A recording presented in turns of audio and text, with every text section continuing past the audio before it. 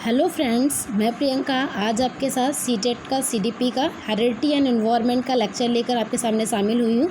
ये जो heredity and environment है ये बहुत ही इंपॉर्टेंट लेक्चर है। इस हेरिडिटी एंड एनवायरनमेंट के जो चैप्टर है, इस चैप्टर से सीटेट के एग्ज़ाम में बहुत ही इंपॉर्टेंट अच्छे क्वेश्चंस बनते हैं।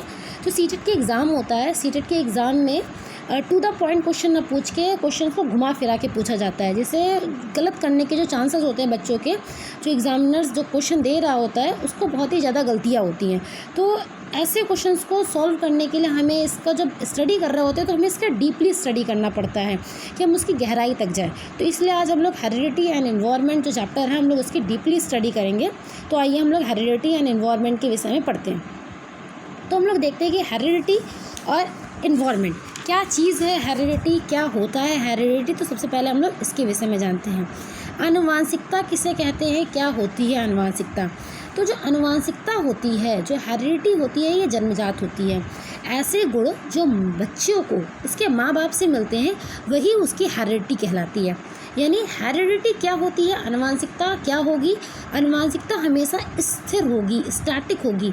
यानी ये बच्चे के जन्म के बाद या पूरे जन्म जब हो जाता है तो उसकी पूरी लाइफ लॉन्ग यानी पूरी लाइफ के दौरान कभी भी चेंज नहीं हो सकती, हमेशा स्थिर होगी। जबकि जो इन्वायरमेंट होता है, जो उसका पर्यावरण होता है, जो उसका परिवेश होता है, ये हमेशा गतिक होगा, यानी ये डायनेमिक होगा, हमेशा परिवर्तनशील होता है।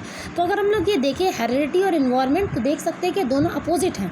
हेरिडिटी जहाँ दिखाता है कि ये स्टैटिक है, स्थिर है, वही इन्वायरमेंट ये बता रहा है कि ये गतिक है या परिवर्तनशील है। तो हेरिडिटी स्थिर है, जो इन्वायरमेंट होता है वो परिवर्तनशील होता है। तो हम लोग सबसे पहले हेरिडिटी देखेंगे। जो हेरिडिटी होती है, ये हेरिडिटी बच्चों में किस कारण आती है, क्यों आती है, तो आज हम लोग इसके विषय में देखेंगे। जो हेरिडिटी होती है, तो सबसे पहले जो हेरिडिटी का जो डायरेक्टली रिलेशन होता है वो गुणसूत्रों से होता है। गुणसूत्र क्या होते हैं हम लोग पहले इसके विषय में देखते हैं। जो गुणसूत्र होते हैं क्रोमोसोम्स होते हैं। तो जब जो क्रोमोसोम्स होते हैं जो बच्चों के लिंग निर्धारण के लिए बहुत ही इंपॉर्टेंट होता है, या बच्चे का जब निर्माण हो रहा होता है माँ के गर्भ में, तो जो इसके विषय में गुणसूत्र होता है, जो क्रोमोसोम्स होते हैं, एक विशेष इंपॉर्टेंट प्ले रोल करते हैं। तो अगर देखा जाए तो गुणसूत्रों की संख्या जो किसी एक मनुष्य में कितनी जोड़ी होती है, तो 23 जोड़ी गुणसूत्रों की संख्या होती है। पूछा जाए कि मनुष्य में गुणसूत्रों की संख्या कितनी जोड़ी पाई जाती है, तो वो 23 जोड़ी होती है। 23 जोड़ी का मतलब 46 गुणसूत्र होंगे। तो 46 गुणसूत्रों में देखते हैं जो 22 जोड़ी गुणसूत्र होते हैं। तो 22 जोड़ी गुणसूत्र तो महिला या पुरुष दोनों में एक समान होंगे। महिला और पुरुष दोनों में 22 जोड़ी गुणसूत्र समान होते हैं, लेकिन जो आखिरी गुणसूत्र होगा, यानी जो 23वां जोड़ी जो गुणसूत्र होगा, वो मेल और फीमेल दोनों में अलग अलग होता है। मतलब जो मेल होंगे, इस मेल में जो आखिरी जो 23वां जोड़ी गुणसूत्र होगा, मेल की बात कर रहे हैं, मेल में 23वां जोड़ी जो गुणसूत्र होगा वह एक्स और वाई होता है। अगर हम लोग फीमेल की बात करें तो फीमेल में जो आखिरी वाला जोड़ा गुणसूत्र होता है वो एक्स एक्स होता है। तो लास्ट जोड़ा जो गुणसूत्र होता है फीमेल्स में वो एक्स एक्स होता है, और जो मेल्स होती है मेल्स में एक्स वाई होता है। इतनी बात हम लोगों ने देखा। इसके बाद हम लोग देखते हैं क्या कि एक इससे क्वेश्चन आता है कि अगर किसी गुणसूत्रों की संख्या किसी व्यक्ति में 46 की जगह अगर 47 गुणसूत्र हो जाते हैं, ध्यान से सुनिएगा, जब 46 की जगह गुणसूत्रों की संख्या 47 हो जाती है तब मंगोली की जड़ता नामक एक बीमारी हो जाती है। 46 की जगह अगर 47 गुणसूत्र हो गए तो कौन सी बीमारी हो गई, मंगोल की जड़ता एक बीमारी हो जाती है। ठीक, मंगोल की जड़ता। और अगर 21 जोड़े में अगर जो 21वां जोड़ा गुणसूत्र होता है, अगर 21वें जोड़े गुणसूत्र में चेंजमेंट हो जाता है या जोड़े अलग अलग कुछ हो जाते हैं, तो अगर 21वें जोड़े गुणसूत्र में अगर कोई कमी आ जाती है तो उस पर डाउन सिंड्रोम नामक बीमारी हो जाती है। तो डाउन सिंड्रोम और जो मंगोल की जड़ता होती है, ये दोनों बीमारी गुणसूत्रों में गड़बड़ी के कारण ही होती है। आगे देखते हैं हम लोग इसमें क्या है कि अब देखते हैं जो गुणसूत्र के कारण ही जो बच्चे होते हैं वो जुड़वा होते हैं, ट्विंस पैदा होते हैं। तो ट्विंस कैसे होते हैं, क्या कारण है, ये हम लोग देखते हैं। जो ट्विंस होते हैं जुड़वा बच्चे होते हैं। जो ट्विंस की 2 प्रकार की हम लोग कैटेगरी देखते हैं। जो ट्विंस होंगे वो 2 प्रकार के होते हैं। एक आइडेंटिकल ट्विंस होते हैं और दूसरे होते हैं फ्रेटर्नल ट्विंस। आइडेंटिकल ट्विंस जो ऐसे ट्विंस जो बिल्कुल ही दोनों एक जैसे हैं, मतलब उन बच्चों का जो 2 बच्चे हुए उन दोनों बच्चों का सेक्स भी सेम हो। सेक्स सेम होने का मतलब क्या है कि दोनों बच्चे मेल हो या दोनों बच्चे फीमेल हो, यानी बॉय बॉय हुआ या गर्ल गर्ल हुआ। अगर आइडेंटिकल ट्विंस है, आइडेंटिकल ट्विंस को हम लोग मोनोजाइगोटिक ट्विंस भी कहते हैं। आइडेंटिकल ट्विंस यानी मोनोजाइगोटिक ट्विंस। मोनोजाइगोटिक ट्विंस मतलब क्या होंगे, दोनों बिल्कुल एक ही जैसे होंगे, उनके सेक्स सेम होंगे, उनके लिंग सेम होते हैं, जो देखने में होंगे वो एक जैसा दिखेंगे, तो ऐसे ट्विंस को आइडेंटिकल ट्विंस कहते हैं। ऐसे ट्विंस जो फ्रेटर्नल ट्विंस होंगे, फ्रेटर्नल ट्विंस वो होते हैं जो दोनों सेम नहीं हो सकते, मतलब सेक्स सेम ना हो, एक गर्ल हो तो दूसरा बॉय हो, या तो अलग अलग सेक्स के हों, तो ऐसे सेम जो ऐसे ट्विंस होते हैं वो उसे डाइजॉगोटिक ट्विंस कहा जाता है। इनकी वो होती है कि सेक्स सेम भी हो सकते हैं, लेकिन ये दोनों जो होंगे वो देखने में एक जैसे लगे, ये बिल्कुल निश्चित नहीं है, दोनों अलग अलग देखने में लगेंगे। अगर दोनों एक जैसे सेक्स के हुए और एक जैसे देखने में लग रहे हैं तो ऐसे ट्विंस को कहा जाता है, ऐसे ट्विंस आइडेंटिकल ट्विंस कहलाते हैं। तो हम लोगों ने ट्विंस देखा है। ट्विंस 2 प्रकार के होते हैं, पहले आइडेंटिकल और दूसरे फ्रेटर्नल। आइडेंटिकल ट्विंस को मोनोजाइगोटिक ट्विंस कहते हैं और जो फ्रेटर्नल ट्विंस होते हैं उसे डाइजाइगोटिक, यानी 2 जाइगोटिक मिल रहे हैं, तो डाइजाइगोटिक ट्विंस फ्रेटर्नल ट्विंस कहलाते हैं। आगे देखते हैं। अब हम लोग जो सबसे इम्पोर्टेंट देखेंगे कि नेचर और नर्चर डिबेट। नेचर और नर्चर डिबेट क्या होती है इसके विषय में देखते हैं। तो यहाँ पे हम लोग देख रहे हैं कि नेचर से मतलब होता है आनुवंशिकी, जो हमको नेचर से हेरिडिटी से मिलती है, और जो नर्चर होता है, नर्चर मतलब होता है हमारा इन्वायरमेंट। तो एग्जाम में ऐसे पूछा था जो नेचर है इसका अर्थ क्या है, जो नर्चर है इसका अर्थ क्या है। तो नेचर है वो हमारी हेरिडिटी है, जो हमारी आनुवंशिकी है, और जो नर्चर होता है, नर्चर क्या होता है, जो हमारा इन्वायरमेंट होता है वो नर्चर कहलाता है। तो बात करते हैं कि जब बच्चा आनुवंशिक, तो ऐसा कहा जाता है कि जब बच्चा पैदा होता है, पैदा होने के बाद उसका नेचर या नर्चर, इन दोनों में से कौन सबसे इफेक्टेबल होता है। तो इस विषय में वुडवर्थ ने बताया है। क्या बताया वुडवर्थ ने? इससे पहले भी हम लोगों ने देखा था कि जो डेवलपमेंट होता है, बच्चों का डेवलपमेंट होता है, उसमें जो उसकी हेरिडिटी होती है, यानी उसकी जो आनुवंशिकता होती है, यानी उसकी नेचर होती है, और जो दूसरा उसकी नर्चर होती है, इन्वायरमेंट होता है, दोनों का क्रॉस प्रोडक्ट ही उसका डेवलपमेंट होता है।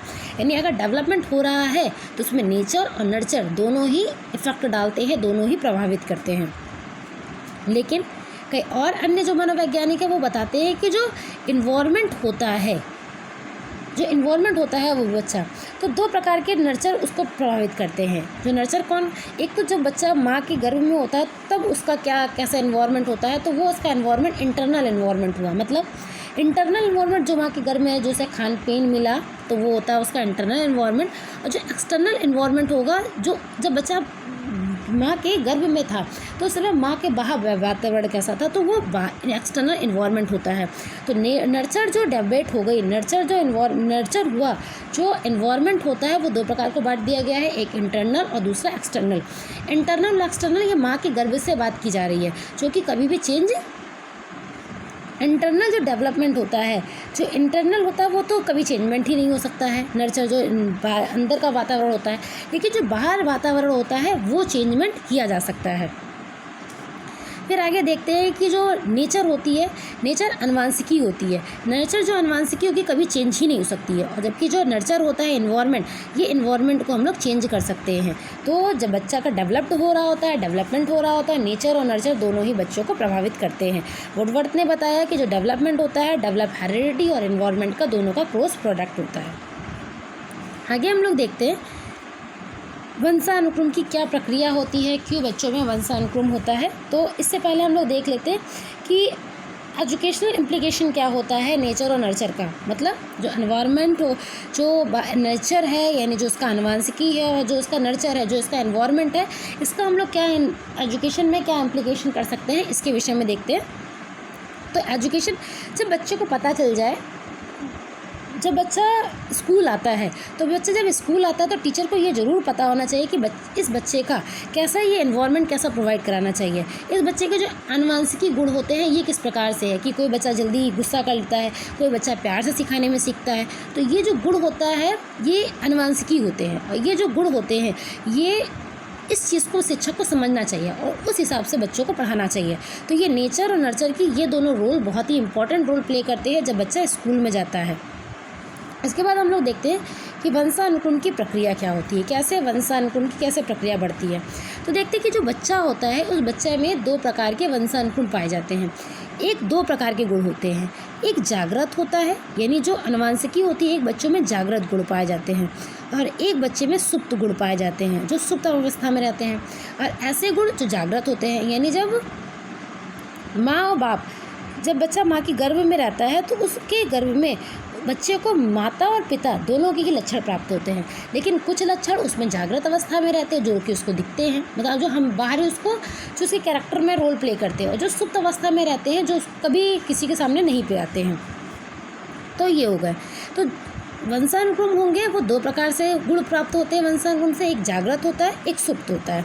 तो वंशानुक्रम की प्रक्रिया क्या होती है, वंशानुक्रम किस कारण से होता है। तो मानव का जो शरीर होता है वो किसका बना होता है, कोषों का बना होता है, सेल्स का बना होता है।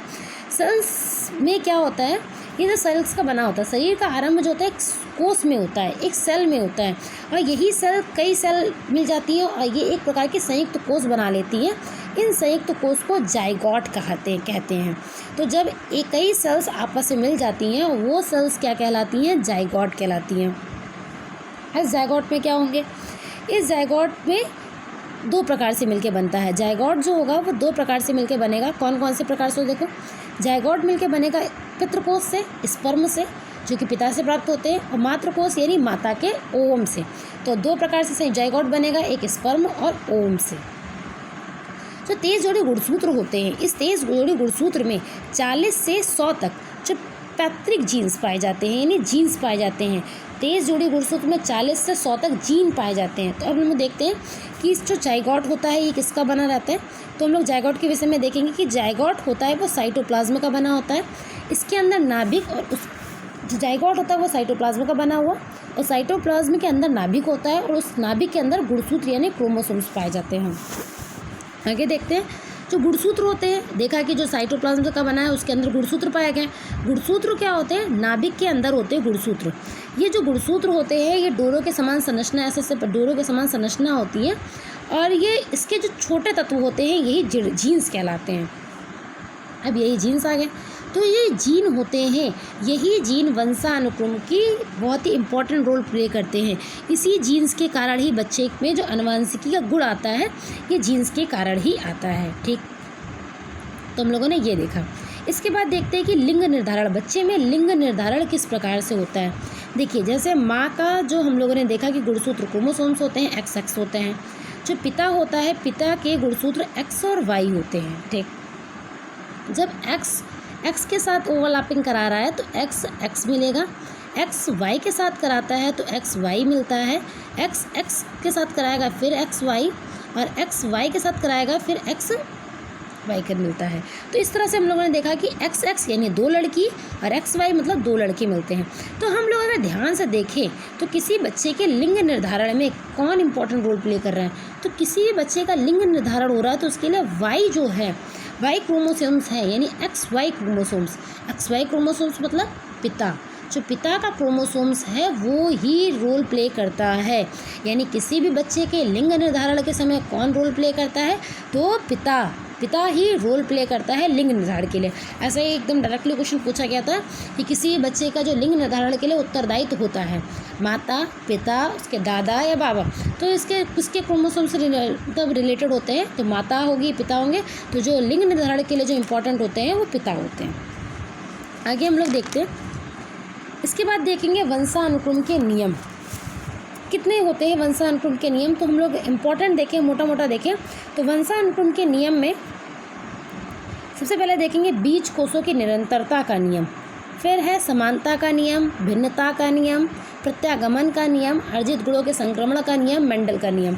इससे पहले क्वेश्चन जो एग्ज़ाम में आया हुआ है यूपी टेट का, वो पहले देखते हैं। सर्वाधिक उपयुक्त जीविता का नियम, ये जो है वंशानुक्रम के नियम है। जो सर्वाधिक उपयुक्त जीविता का नियम है ये वंशानुक्रम के नियम के अंतर्गत नहीं आता, फिर भी ये इस समय हम लोग यहाँ पे पढ़ लेते हैं। जो सर्वाधिक उपयुक्त जीविता का नियम है यानी सर्वाइवल ऑफ द फिटेस्ट, मतलब होता है कि जो सबसे ज़्यादा सर्वाइव कर जाता है। अगर जैसा इन्वायरमेंट है, इन्वायरमेंट के हिसाब से जो अपने आप को सर्वाइव कर ले रहा है यानी वहाँ पे रह ले रहा है, वही केवल जीवित रह जाता है, बाकी सब नष्ट हो जाते हैं, समाप्त हो जाते हैं। ये किसका सिद्धांत है? ये सर्वाइवल ऑफ द फिटेस्ट, यानी सर्वाधिक उपयुक्त, जो सबसे ज़्यादा उपयुक्त है इस समाज में रहने के लिए वही जीवित रहता है। ऐसा किसने कहा? डार्विन के सिद्धांत के अनुसार। तो सर्वाधिक उपयुक्त का जीविता का नियम किसने दिया? डार्विन ने दिया। यानी जो इस इन्वायरमेंट में रहने के अकॉर्डिंग अपने आप को ढाल लेता है वही जीवित रहता है, बाकी सब समाप्त हो जाते हैं। आगे हम लोग देखते हैं कि वंशानुक्रम के नियम। वंशानुक्रम का नियम जो होता है बीज कोष की निरंतरता का नियम पहला नियम है। इस बीज कोष की निरंतरता का नियम किसने दिया? इस बीज कोष की निरंतरता का नियम दिया बीजमैन ने। तो ठीक है, हम लोग देख रहे हैं जो बीज कोष की निरंतरता का नियम है किस वैज्ञानिक ने दिया है? ये बीजमैन मनोवैज्ञानिक ने दिया है। इन्होंने बताया है कि जो मानव की उत्पत्ति होती है किससे हुई है? बीज कोषों से हुई है। और बीज कोष कभी नष्ट नहीं होते, अपनी माता पिता से बीज कोष जो होते हैं वो संतान में आ जाते हैं। तो बीज कोषों की निरंतरता का नियम बीजमैन ने दिया। इन्होंने बताया कि जो बच्चे की उत्पत्ति होती है वो माता पिता के बीजों से होती है, और जो बीज होते हैं वो अपने माँ बाप से बच्चों में आ जाते हैं, जो कभी नष्ट नहीं होते हैं। आगे बताया गया समानता का नियम। समानता का नियम मेंडल ने दिया है कि समानता का नियम कहता है कि समान माता पिता के ही समान संतान होगी। मतलब अगर मनुष्य है तो मनुष्य की संतान मनुष्य ही होगी, बिल्ली है तो बिल्ली की संतान बिल्ली, कुत्ता है कुत्ते की संतान कुत्ता होगी। तो ये नियम समानता का नियम कहलाती है। भिन्नता का नियम क्या होता है? भिन्नता का नियम में क्या होती है कि भिन्नता का नियम कहता है कि माता पिता की सभी संतान एक समान नहीं होती। कि कभी कभी देखते हैं कि जो गोरे माता पिता हैं, गोरे माता पिता की आधी संतान काली, कुछ संतान गोरी हो गई, तो ये भिन्नता का नियम होगा। एक ही माता पिता की कुछ संतान बहुत ही तेज होगी, कुछ संतान कमज़ोर होती है पढ़ने में, कुछ संतान बलवान होती है, कुछ संतान कमज़ोर होती है। तो इसे कहा गया है भिन्नता का नियम कि एक माँ बाप की सभी संतान एक समान नहीं होती। फिर हम लोग देखते हैं प्रत्यागमन का सिद्धांत। प्रत्यागमन का सिद्धांत तो कहते हैं लॉ ऑफ रिग्रेशन। क्या कहते हैं प्रत्यागमन का सिद्धांत? Law of regression. ठीक, मतलब लॉ ऑफ रिग्रेशन मतलब प्रतिभाशाली माता पिता की संतानें मंदबुद्धि हो जाती हैं, और जो कभी कभी मंदबुद्धि माता पिता होती हैं उनकी भी संतानें प्रतिभाशाली होती है। इसे प्रत्यागमन का सिद्धांत कहते हैं। तो प्रत्यागमन का सिद्धांत ऐसा कैसे हो गया कि जो माता पिता बुद्धू हैं, बुद्धिमान नहीं है, जो मूर्ख हैं, उन मूर्ख माता पिता की संतानें प्रतिभाशाली हो गई? ऐसा इसलिए होता है क्योंकि जो मूर्ख माता पिता हैं, जो बच्चों में गुण आते हैं, वो बच्चों में गुण दो प्रकार के होते हैं, सुप्त और जागृत। तो जैसे इनके माता पिता हैं, इसमें भी शायद दो गुण हों, एक सुप्त होगा एक जागृत होगा। ठीक, ये दो प्रकार के गुण हुआ, एक सुप्त हुआ एक जागृत हुआ। तो जब वो माता पिता थे उसके मूर्ख थे, तो मूर्ख वाले माता पिता में जो इंटेलिजेंट वाला गुण था वो सुप्त अवस्था में था, जबकि जो दूसरा मूर्खता वाला गुण था वो जागृत अवस्था में था। लेकिन जैसे ही वो बच्चे में आए तो जो मूर्खता वाला गुण हो गया वो सुप्त हो गया, और जो इंटेलिजेंट वाला गुण हो गया वो जागृत हो गया। तो इस प्रकार से मूर्ख माता पिता के बच्चे भी इंटेलिजेंट यानी प्रतिभाशाली हो जाते हैं। ये किस कारण से होता है? जागृत और सुप्त गुणों के कारण से ही होता है।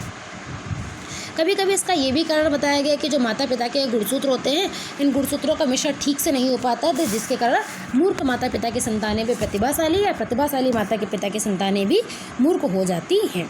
आगे देखते हैं अर्जित गुणों का संक्रमण का नियम। जैसे लामार्क ने दिया, पावलव ने दिया, मैकडूगल ने दिया। अर्जित गुणों के संक्रमण के नियम के लिए अलग अलग मनोवैज्ञानिक आए, अलग अलग मनोवैज्ञानिक ने रिसर्च किया क्या कि जो माता पिता हैं, माता पिता द्वारा जो अर्जित गुण होते हैं वो अर्जित गुण उनकी संतान को प्राप्त हो जाते हैं। मतलब कैसे देखा? जो जिराफ थे, जो लामार्क थे, लामार्क ने जिराफ में अपनी ऐसा एक्सपेरिमेंट किया कि किसी समय में जो जिराफ थे पहले छोटी गर्दन वाले होते थे, लेकिन जब उनके माता पिता थे उन्होंने खाने के लिए अपनी गर्दन को बढ़ाया, और जो आने वाली पीढ़ी हुई उस आने वाली पीढ़ी में लंबे गर्दन वाले जिराफ में मिले। तो इस प्रकार से बताया गया। जो पावलाव थे, पावलाव ने अपना एक्सपेरिमेंट सफ़ेद चूहों पे किया।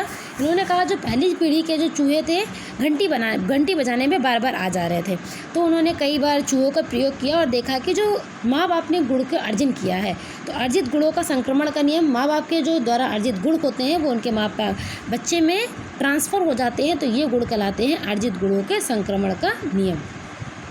एक तो इस प्रकार से हम लोगों ने देखा बीज कोष की निरंतरता का नियम, किस प्रकार से जो बच्चे होते हैं उनका निर्माण बीजों से हुआ होता है, समानता का नियम, जो मनुष्य की संतान होगी वो मनुष्य ही होगी, भिन्नता का नियम, एक ही माँ बाप की संतानें एक समान नहीं हो सकती, प्रत्यागमन का सिद्ध नियम, प्रत्यागमन नियम का जो प्रतिभाशाली माँ बाप होंगे उनके जो संतान होगी वो मूर्ख हो सकती है, तो ऐसे प्रत्यागमन का सिद्धांत होगा, अर्जित गुणों का संक्रमण। अब आता है मेंडल का नियम। मेंडल का नियम, इन्होंने मेंडल थे, मनोवैज्ञानिक थे जो कि ऑस्ट्रिया के रहने वाले थे। मेंडल कहाँ के रहने वाले थे, एक बार यूपी टेट के एग्ज़ाम में आया हुआ है, मेंडल कहाँ के रहने वाले थे, तो याद रखिएगा मेंडल ऑस्ट्रिया के रहने वाले थे। और जो मेंडल ने अपना एक्सपेरिमेंट किया है वो मटर के एक पौधे में किया, उसका नाम है पिसिवम सटाइवम। तो मेंडल ने अपना एक्सपेरिमेंट किया है पिसिवम सटाइवम, मटर के पौधा था, इस पिसिवम सटाइवम पे अपना एक्सपेरिमेंट किया है। ठीक, अब देखते हैं कि इन्होंने कौन से अपने एक्सपेरिमेंट किए हैं। इनके जो मेंडल के नियम होते हैं, सबसे पहला आ गया प्रभाविता का नियम, लॉ ऑफ डोमिनेशन। समझते हैं सर प्रभाविता का नियम किस प्रकार से काम कर रहा है। तो देखिए, हम लोगों ने जब मेंडल ने एक्सपेरिमेंट किया तो मेंडल ने एक शुद्ध लंबा पौधा लिया, एक शुद्ध छोट बौना पौधा लिया। जब इन लोगों ने दोनों पौधों का संकरण कराया तो संकरण कराने में पाया कि जो प्रथम पीढ़ी थी, इस प्रथम पीढ़ी में 2 लंबे पौधे मिले, लेकिन जब उन्होंने इसका जीन का अध्ययन किया तो ये लंबे पौधे शुद्ध नहीं थे, ये मिश्रित जीन्स वाले पौधे थे। यानी एक लंबे पौधे के, एक बौने पौधे का, एक लंबा पौधा, एक बौने पौधे के गुण मिल रहे हैं, लेकिन जो प्रभावी होता है वो लंबा वाला होगा। तो इसलिए 2 लंबे पौधे प्रथम पीढ़ी में पाया, लेकिन जो इसके जीन्स का अध्ययन किया तो ये जीन्स किस रेशियो में पाया गया, तो जीन्स है ये मिश्रित थे, यानी दोनों पे मिश्रित थे। फिर आगे देखा प्रभाविता का नियम, ये तो हो गया हमारी प्रथम पीढ़ी में। जब दूसरी पीढ़ी में देखा कि युग्मकों का विलगन, यानी क्या हुआ, जो अब इनके जब दूसरी पीढ़ी में इसका संकरण करा रहे हैं तो दोनों ही अलग अलग हो गए। फिर इसके बाद देखते हैं स्वतंत्र अभ्यूहन का नियम। इस स्वतंत्र अभ्यूहन के नियम को ध्यान से देखना है। जैसे टीटी देखा हम लोगों ने मिला, मिश्रित वाला पाया था कि एक जो शुद्ध लंबा पौधा था, एक शुद्ध छोटा पौधा था, दोनों के गुण आपस में एक ही पौधे में आ गए थे। तो जब 2 ऐसे ही पौधों का संकरण कराया तो संकरण कराने में देखते हैं कि एक तो शुद्ध लंबा पौधा मिला, 2 मिश्रित मिले पौधे, मिश्रित कह सकते हैं लेकिन ये होते हैं लंबे, क्योंकि लंबे का गुण प्रभावी रहेगा, और एक मिला शुद्ध बौना पौधा। तो इसमें 2 प्रकार की संरचना हो गई। एक को कहेंगे फिनोटाइप, जो देखने में बाहर से लगेगा, और एक कहेगा जीनोटाइप। अगर हम लोग फिनोटाइप कहें देखने में कैसे मिलेगा, तो 3 एक समान मिलेंगे, ये भी लंबा, ये भी लंबा और ये भी लंबा, क्योंकि ये जो गुण होंगे वो प्रभावी होता बड़ा वाला, तो यानी हो गया 3 एक जैसे, और एक अलग मिला। तो जो फिनोटाइप में होंगे वो 3:1 में मिलते हैं स्वतंत्र अभ्यूहन के नियम में। स्वतंत्र अभ्यूहन का नियम में जब हम लोगों ने संकरण कराया तो बाह्य संरचना के अनुपात में 3:1 के अनुपात में हमें पौधे मिले, यानी 3 लंबे और 1 छोटे पौधे मिले। लेकिन यही अगर जीनोटाइप कराया, मतलब देखना चाहते हैं जीन्स के आधार पे कि कितने कौन से पौधे मिले, तो एक तो मिला शुद्ध बौना, 2 मिले मिश्रित अवस्था वाले, और 1 मिला शुद्ध बौना, शुद्ध लंबा, 2 मिश्रित अवस्था के और 1 शुद्ध बौना। तो 1:2:1 के अनुपात में मिला जीनोटाइप का अनुपात।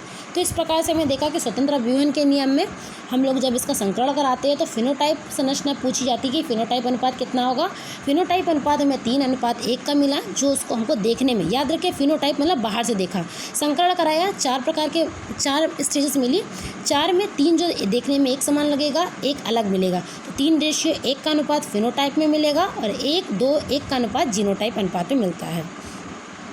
देखिए जैसे हम लोगों ने यहाँ देखा, फिनोटाइप में देखा 3:1 में 3 लंबे और 1 छोटे, जीनोटाइप में देखा तो 1:2:1 में, यानी 1 लंबा, 2 छोटे और 1 फिर बौना मिला, 1 लंबा मिला, 2 संकर मिले, 2 मिश्रित मिले और 1 छोटा मिला। तो इस प्रकार से हम लोगों ने जीनी संरचना देखी और फिनोटाइप देखा, क्लियर है। यानी 1 शुद्ध लंबा मिला, 2 वर्ण संकर यानी मिश्रित मिले और 1 मिला शुद्ध बौना। अब हम लोगों ने देखते हैं कि अनुवांशिकता है उसका किस प्रकार से बुद्धि पर प्रयोग होता है, इस चीज़ के हम लोग देखते हैं।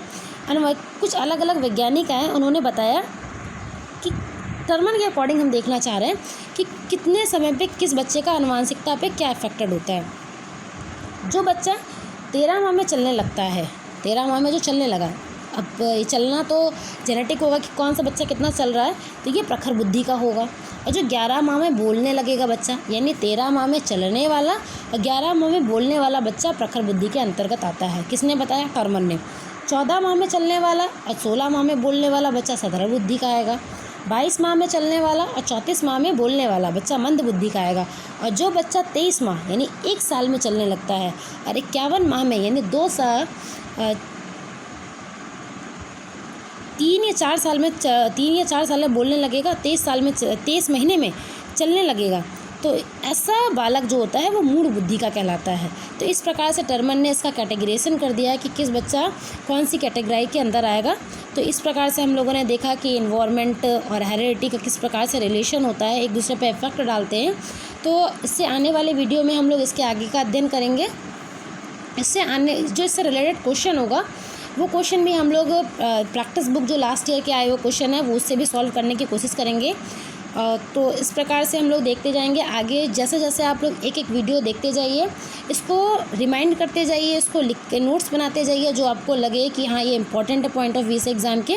और इस प्रकार से आपको ये एग्ज़ाम में बहुत ही हेल्पफुल होगा। और इसीलिए इसको आप अच्छे से ध्यान से देखिए, इसके बेसिक को समझिए।